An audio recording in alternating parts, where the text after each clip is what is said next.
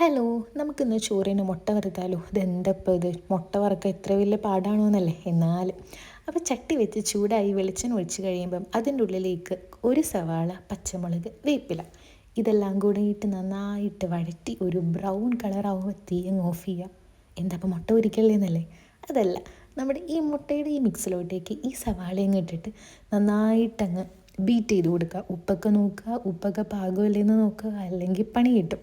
അങ്ങനെ നന്നായിട്ട് ഈ എല്ലാ സാധനങ്ങളും കൂടെ മിക്സ് ചെയ്ത് ഉപ്പൊക്കെ കുറവാണെങ്കിൽ അതിട്ട് പിന്നെയും ആ ചട്ടി തന്നെ അടുപ്പത്ത് വെച്ച് ഗ്യാസ് കത്തിച്ചിട്ട് ഈ മുട്ടേൻ്റെ മിക്സ് അതിൻ്റെ ഉള്ളിലേക്ക് അങ്ങ് ഇട്ട് കൊടുക്കുക. കുറച്ച് വെള്ളം ഒഴിച്ച് കഴിഞ്ഞാൽ സോഫ്റ്റ് ആവുമെന്നാണ് ഒരു വെപ്പ്. പിന്നെ കുറച്ച് നേരം കഴിഞ്ഞ് കഴിഞ്ഞാൽ ഒന്ന് പരിശ്രമിച്ച് നോക്കുക. ഞാൻ ആദ്യം ഒന്ന് മറച്ചിടാൻ പരിശ്രമിച്ചു, പക്ഷേ ചീറ്റിപ്പോയി. അപ്പോൾ കുറച്ച് നേരം കൂടെ ഒന്ന് വെന്തോട്ടേന്ന് ഓർത്തിട്ട് മൂടി വെച്ചിട്ട് ഞാൻ എൻ്റെ വഴിക്ക് പോയി. പിന്നെയും വന്ന് ഞാൻ മറച്ചിട്ടു. യാ, സക്സസ്. അപ്പം അത്രയേ ഉള്ളൂ. ടാറ്റാ.